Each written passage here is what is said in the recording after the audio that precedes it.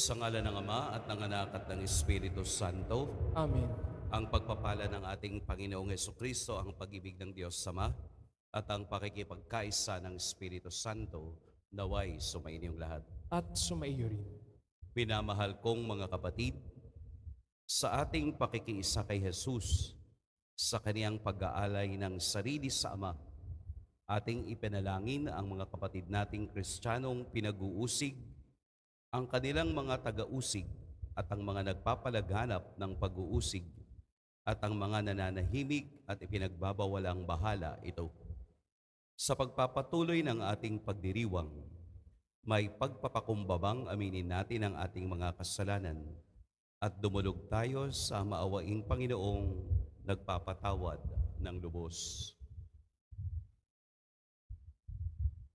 Tayo pong lahat, inaamin ko sa makapangyarihang Diyos At sa inyo mga kapatid, na lubha akong nagkasala sa isip, sa salita at sa gawa, at sa aking pagkukulang. Kaya isinasamo ko sa mahal na Birheng Maria, sa lahat ng mga anghel at mga banal, at sa inyo mga kapatid, na ako'y ipanalangin sa Panginoong ating Diyos. Kaawaan tayo ng makapangyarihang Diyos, patawarin tayo sa ating mga kasalanan at patnubayan tayo sa buhay na walang hanggan. Amen. Panginoon, kaawaan mo kami. Panginoon, kaawaan mo kami. Kristo, kaawaan mo kami. Kristo, kaawaan mo kami. Panginoon, kaawaan mo kami. Panginoon, kaawaan mo kami. Manalangin tayo. Ama naming makapangyarihan, sa iyong kapasyahang inibig mong makatambal, sa pagpapakasakit ng iyong anak ang iyong sambayanan, ipagkaloob mo sa mga pinag-uusig dahil sa iyong ngalan ang espiritu ng pagtitiis at pagmamahal, upang sila'y maging mga saksing matatapang sa paninindigang ang pangako mo'y maasahan sa pamamagitan ni Hesukristo, kasama ng Espiritu Santo, magpas sa walang hanggan. Amen. Magsiupo muna ang lahat. Pagbasa mula sa aklat ni Propeta Daniel. Noong mga araw na iyon, si Haring Belsasar ay nagdaos ng malaking piging para sa 1,000 tagapamahala niya. Nang kasalukuyang silang nag-iinuman, ipinakuha ni Haring Belsasar ang mga kagamitang ginto at pilak na sinamsam ng ama niyang Nabucodonosor sa templo ng Jerusalem. Ipinakuha niya ang mga ito upang inuman nila ng mga maharlika ng kaharian, mga tunay na asawa at aliping asawa. Ang mga kagamitang ginto at pilak na sinamsam sa templo ng Diyos ay dinala nga sa bulwakang pinagdarausan ng piging.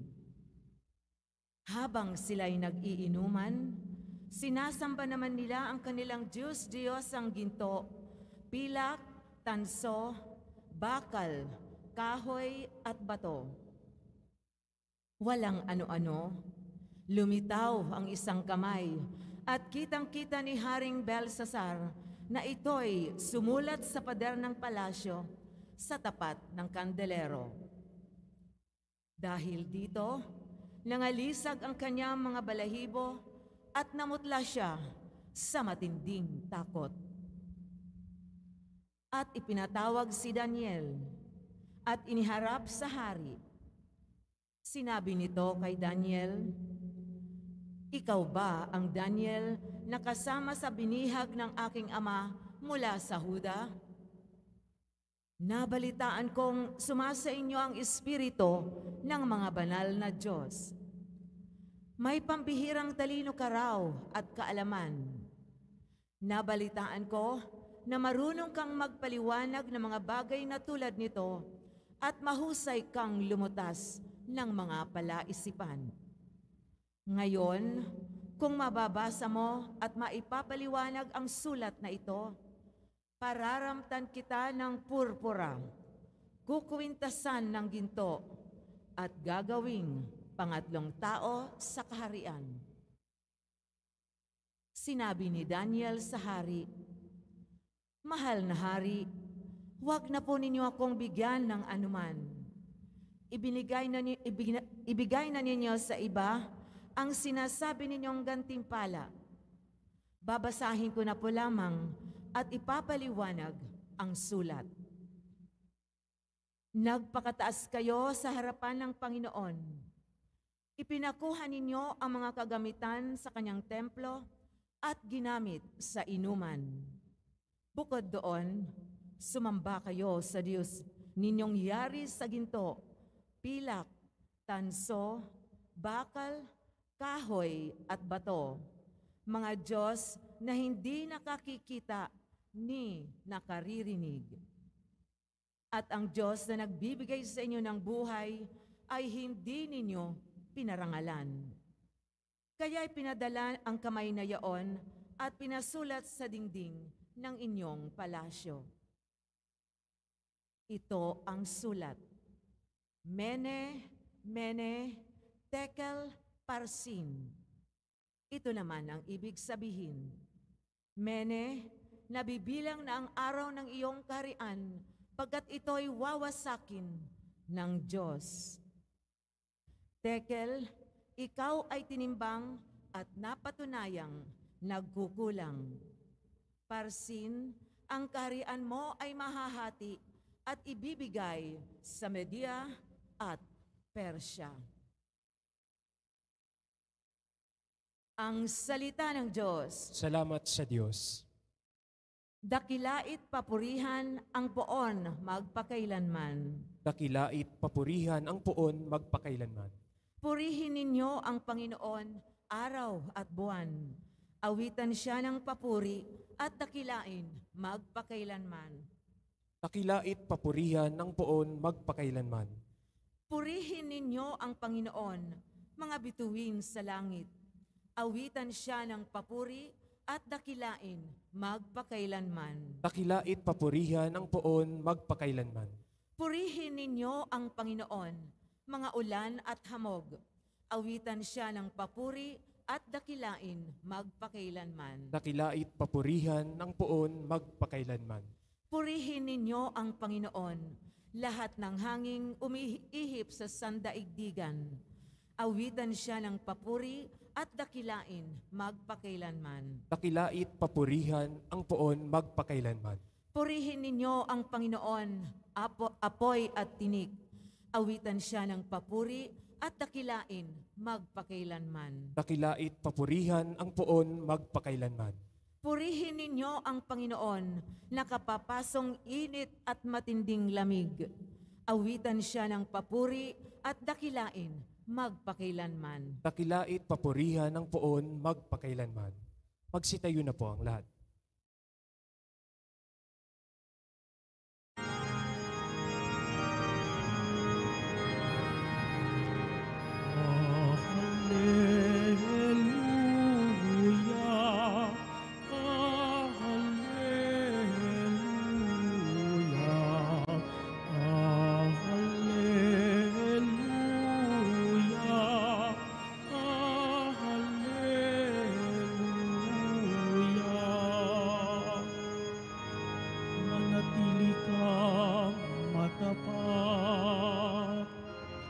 hanggang iyong kamatayan, pagkat buhay aking bigay. Hallelujah, hallelujah, hallelujah, hallelujah.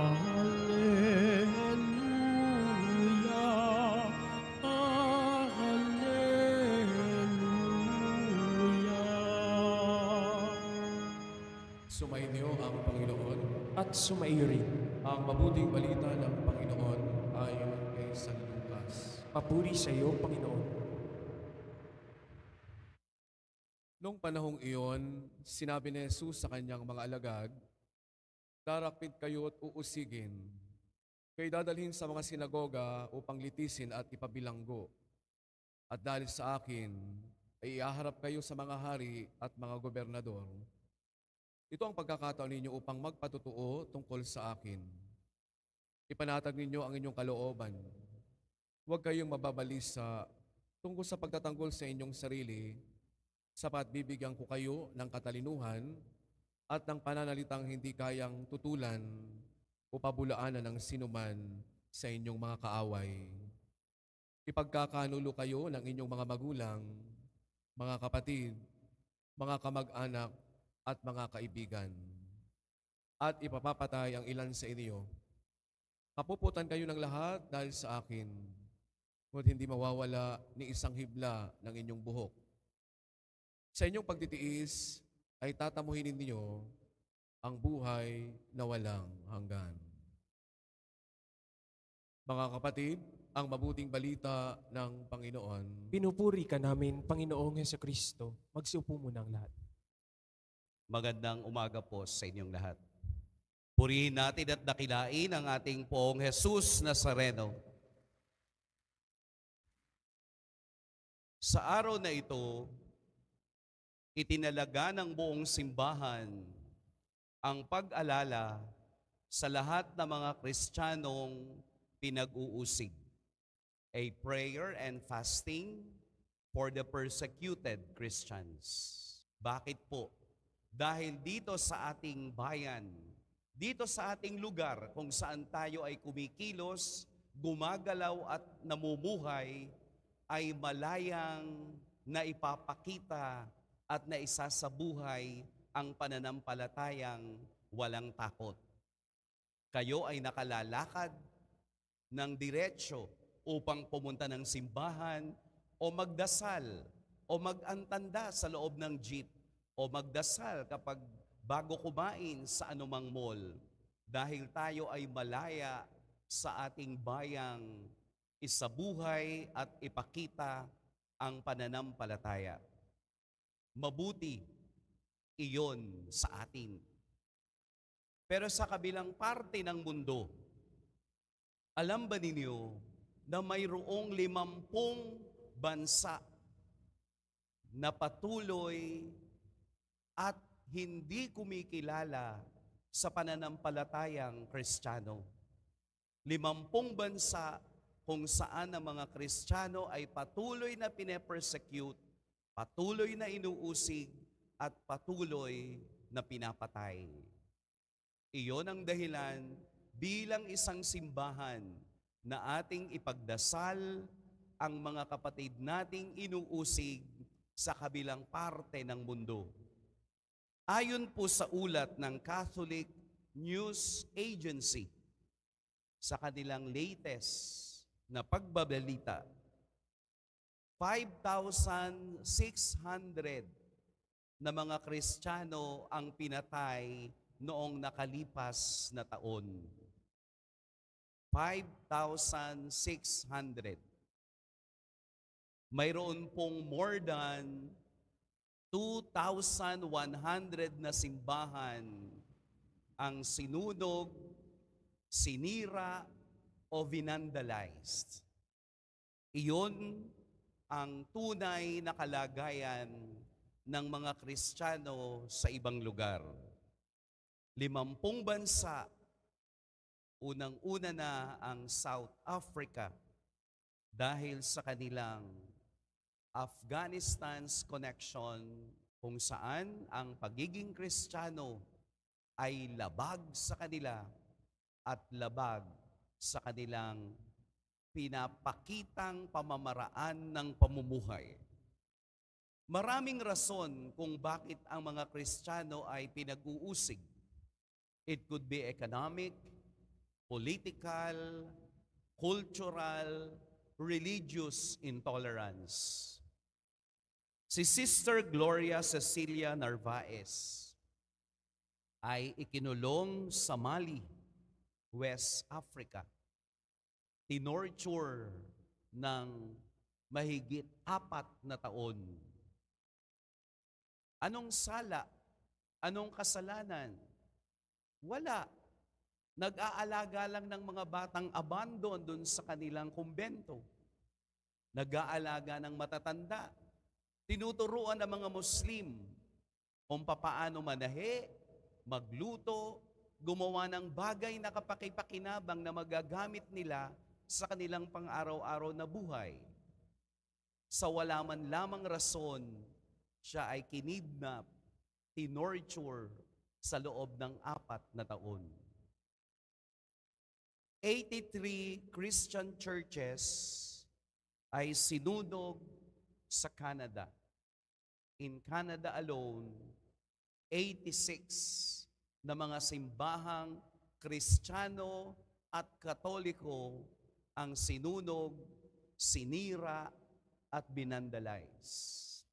Kasama na dito ang St. Anne Catholic Church, Sacred Heart Mission Church, St. Gregory Mission Church at marami pang iba.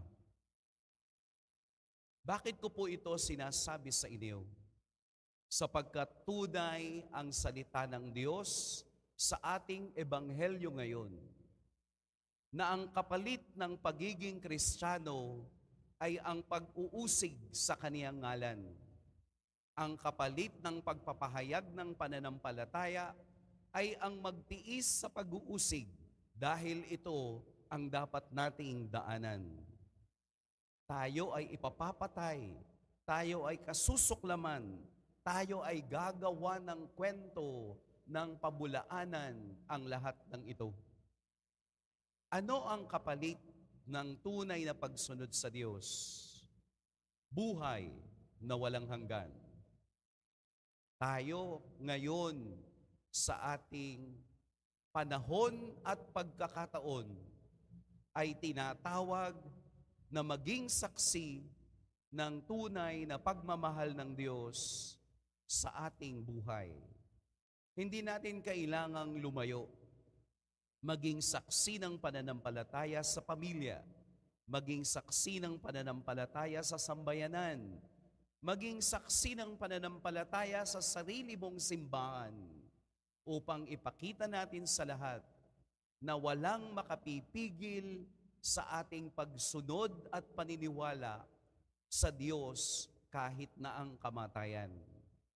Kasali, kasama sa ating pagpupunyagi, sa ating paglalakbay, na tayo ay masaktan, dumapa at bumangon upang ipakitang ang Diyos lamang ang siyang tanging magiging lakas at sandalan sa oras na tayo ay nanghihina at nangangailangan ng kanyang grasya. Sa tuwing tayo ay nakararanas ng pag-uusig, atin lamang tingnan ang ating Poong Jesus Nazareno na una nang tumanggap ng pag-uusig na ito at sa pag-uusig na iyon nagkaroon ng tagumpay upang tayo namang sumusunod sa Kanya ay hindi mapagod at hindi iwanan ng buhay sa oras ng pag-uusig na meron tayo. Kaya po mga kapatid, sa araw na ito, idalangin natin na sana ang biyaya at grasya ng Diyos ay matanggap ng mga taong pinag-uusig nasaan man sila ngayon, sapagkat tayo ay kaisa ng kanilang paghihirap upang sila naman ay makadama ng tunay na pagmamahal ng Diyos at maging matagumpay sa kanilang pakikipaglaban sa oras ng panganib. Pagpalain tayo ng Poong May Kapal.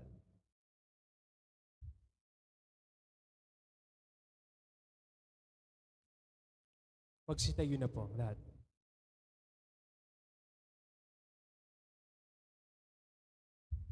Orasyo Iperata para sa katapatan, katotohanan at katarungan. Amang makapangyarihan sa lahat, ikaw ang gumabay sa iyong bayan mula sa pagkaalipin, bilang haliging ulap sa araw at haliging apoy sa gabi. Sa panahong ito ng palilinlang at katiwalian na bumabalot sa aming bayan, ipamalas mo sa amin ang iyong liwanag na nagtataboy sa lahat ng dilim. Inaamin naming kami rin ay madalas lumalakad sa kadiliman, sa aming pananahimik, pagkikibit-balikat at kawalang pakialam. Hinayaan naming lumaganap ang kasinungalingan at umusbong ang katiwalian. Patawarin mo kami, Panginoon, at linisin mo ang aming mga puso sa kasalanang bumubulag at sumisira, kasalanang umaagaw ng pagkain sa mahihirap at ng pag-asa sa buong bayan. Ipagkaloob mo sa amin ang mga pinunong kawangis ng puso ng iyong anak, mga pastol ng handang maglingkod, hindi mga lobong sumisila. Sa kapangyarihan ng iyong banal na Espiritu, bigyan mo kami ng lakas ng loob na itakwil ang kasinungalingan, ibunyag ang pandaraya, igiit ang katarungan, at ipagtanggol ang katotohanan sa lahat ng aming gawain, pampubliko man o pansarili, upang ang katapatan ay dumaloy sa aming lupain tulad ng ilog at ang katwiran ay rumagasan na parang malakas na agos. O Diyos ng katarungan at habag, gawin mong ubasan ng kabutihan ng aming bayan, hindi lason ng kasakiman, manipulasyon at pagkamakasarili, kundi pagyamanin ng katapatan, malasakit at pag-ibig. Hinihiling namin ito sa pamamagitan ni Kristo na aming Panginoon. Amen. Maria, salamin ng katwiran, Ipanalangin mo kami. San Miguel Arcangel, Ipanalangin mo kami. San Lorenzo Ruiz at San Pedro Calungsod, Ipanalangin ninyo kami. Tug sa'yo, Ama, ito'y bunga ng aming gawang iyong pinagpala. Sumasamo ang iyong bayan, tanggapin iyong basbasan nang sa amin maging tunay na katawan dugo ng iyong anak. Magsitayo na po ang lahat. Manalangin kayo mga kapatid upang ang paghahain natin ay kalugdan ng Diyos amang makapangyarihan. Tanggapin nawa ng Panginoon itong paghahain sa iyong mga kamay, sa kapurihan niya at karangalan sa ating kapakinabangan at sa buong sambayanan niyang banal. Ama naming lumikha, tanggapin mo ang aming mga alay at pithaya sa ikapananatiling matatag na mga nagdaralita dahil sa pag-uusig ng mga ayaw maniwala. Ang pakikiisa sa paghahain ni Kristo naway ikatuwa ng mga matiising ang mga ngalay sa langit na katala. Sa pamamagitan niya, kasama ng Espiritu Santo, magpas sa walang hanggan. Amen.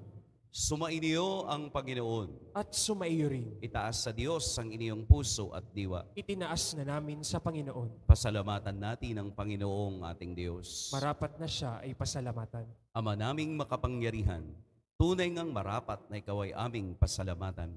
Sa pamamagitan ni Hesukristo na aming Panginoon, siya ang salitang katuwang mo at kapiling, noong ang lahat ng umiiral ay iyong likhain. Siya'y sinugo mo para kami sa gipit palayain, kaya't siya'y kinalingan ng mahal na birhen na naging kanyang inang totoo sa kapangyarihan ng Espiritu Santo.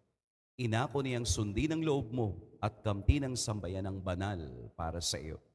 Pinagtiisan niyang iunat sa krus ang kaniyang mga kamay upang magwakas ang kamatayan at mahayag ang pagkabuhay. Kaya kaisa na mga anghel na nagsisiawit ng papuri sa iyo, nang walang humpay sa kalangitan, kami nagbubunyi sa iyong kadakilaan. Santo, Santo, Santo, Panginoong Diyos ng mga hukbo, napupuno ang langit at lupa ng kadakilaan mo, o sana sa kaitaasan. Pinagpala ang naparirito sa ngalan ng Panginoon, o sana sa kaitaasan. Magsilod po ang lahat. Ama naming banal, ikaw ang bukal ng tanang kabanalan. Kaya't sa pamamagitan ng Espiritu, gawin mong banal ang kaloob na ito upang para sa aming maging katawan at dugo ng aming Panginoong Hesukristo. Bago niya, pinagtiis ang kusang loob na maging handog. Hinawakan niyang tinapay, pinasalamatan kaniya, pinaghati-hati niya iyon, iniabot sa kaniyang mga alagad at sinabi, tanggapin ninyong lahat ito at kanin, ito ang aking katawan na ihahandog para sa inyo.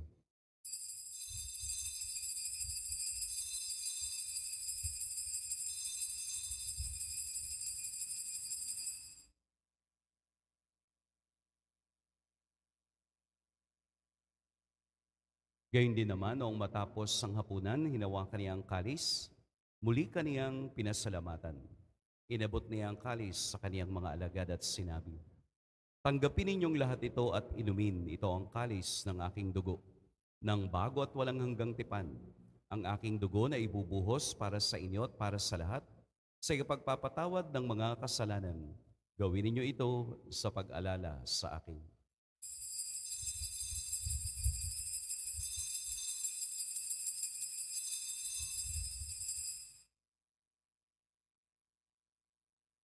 Magsitayo na po ang lahat. Ipagbunyi natin ang misteryo ng pananampalataya. Si Kristo'y namatay, si Kristo'y nabuhay, si Kristo'y babalik sa wakas ng panahon. Ama, ginagawa namin ngayon ang pag-alala sa pagkamatay at muling pagkabuhay ng iyong anak. Kaya't iniaalay namin sa iyo ang tinapay na nagbibigay buhay at ang kalis na nagkakaloob ng kaligtasan. Kami nagpapasalamat dahil kami iyong minarapat na tumayo sa harap mo para maglingkod sa iyo. Isinasamo namin kaming magsasalo-salo sa katawan at dugo ni Kristo ay mabuklod sa pagkakaisa sa pamamagitan ng Espiritu Santo.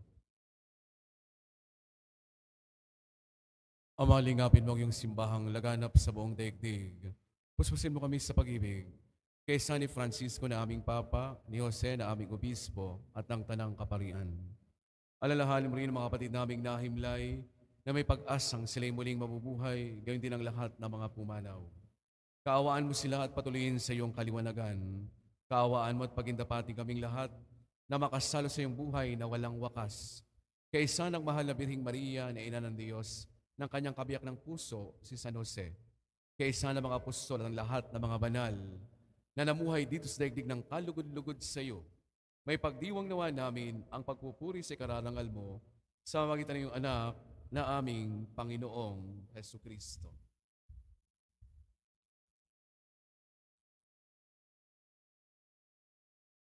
Sa pamamagitan ni Kristo, kasama niya at sa Kanya, ang lahat ng parangal at papuri sa iyo, Diyos, Amang makapangyarihan, kasama ng Espiritu Santo, magpas sa walang hanggan. Amen. Sa tagubilin ng nakagagaling na utos at sa turo ni Jesus na Panginoon natin at Diyos, ipahayag natin ng lakas loob. Ama namin, sumasalangit ka. Sambahin ang ngalan mo, mapasa sa amin ang kaharian mo, sundin ang loob mo dito sa lupa para ng sa langit. Bigyan mo kami ngayon ng aming kakanin sa araw-araw at patawarin mo kami sa aming mga sala para ng pagpapatawad namin sa nagkakasala sa amin. At huwag mo kaming ipahintulot sa tukso at iadya mo kami sa lahat ng masama. Hinihiling namin kami iadya sa lahat ng masama. Pagkalooban ng kapayapaan araw-araw, iligtas sa kasalanan at ilayo sa lahat ng kapahamakan. Samantalang aming pinananabikan ang dakilang araw ng pagpapahayag ng tagapagligtas naming si Hesukristo. Sapagkat iyo ang kaharian at ang kapangyarihan at ang kapurihan magpakailanman. Amen. Panginoong Hesukristo, sinabi mo sa iyong mga apostol, "Kapayapaan ang iniiwan ko sa inyo, ang aking kapayapaan ang ibinibigay ko sa inyo. Tunghayan mo ang aming pananampalataya at huwag ang aming pagkakasala. Pagkalooban mo kami ng kapayapaan at pagkakaisa ayon sa iyong kalooban, kasama ng Espiritu Santo, magpas sa walang hanggan." Amen. Ang kapayapaan ng Panginoon naway laging sumainyong lahat. At sumaiyo rin. Magbigayan kayo ng kapayapaan sa isa't isa. Peace be with you. Peace be with you.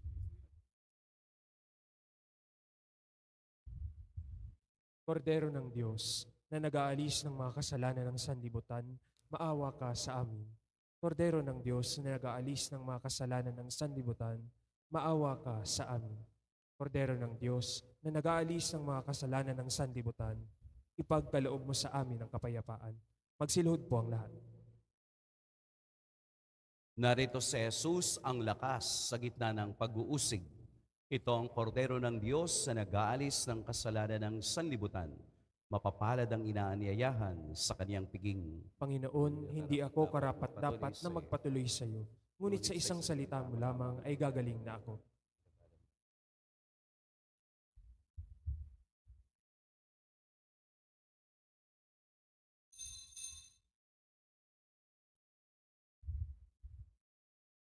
Para sa lahat ng tatanggap ng banal na komunyon, Sasagot po tayo ng amen pagkasabi ng pare o ng lay minister ng katawan ni Kristo at isubo agad sa bibig bago umalis sa harapan ng pare o lay minister. Sumunod po tayo. Maraming salamat po.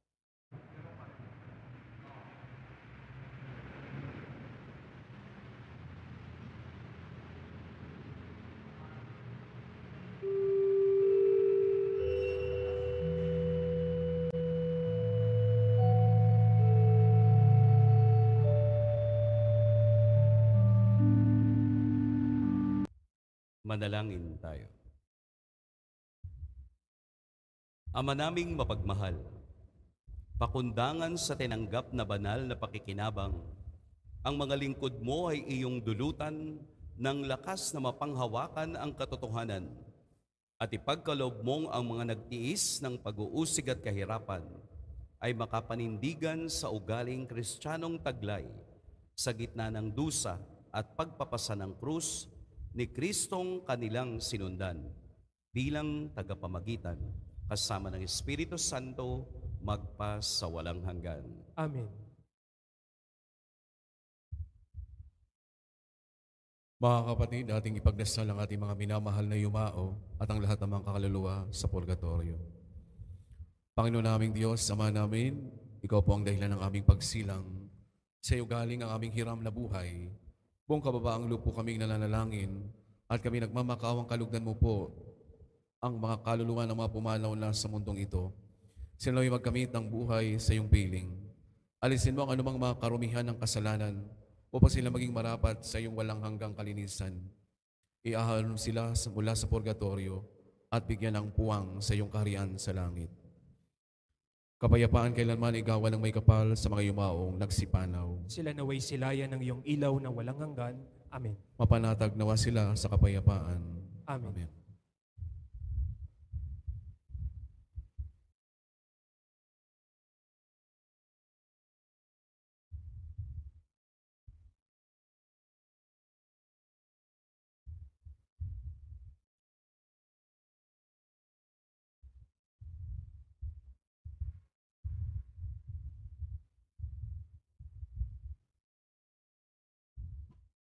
Sumainyo ang Panginoon, At sumaiyo rin.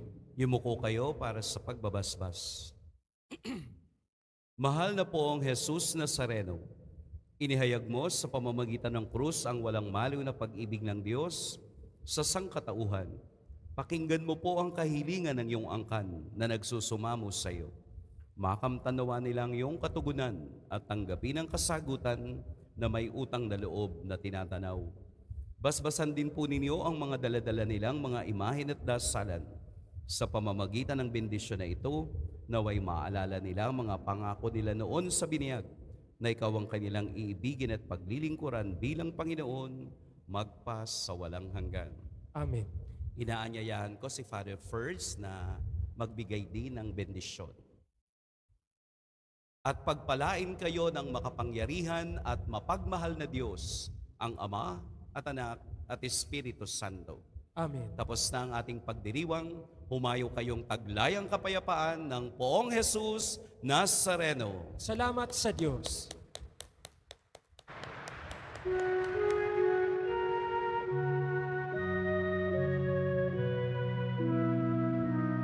Nuestro Padre Jesús Nazareno, sinasamba ka namin,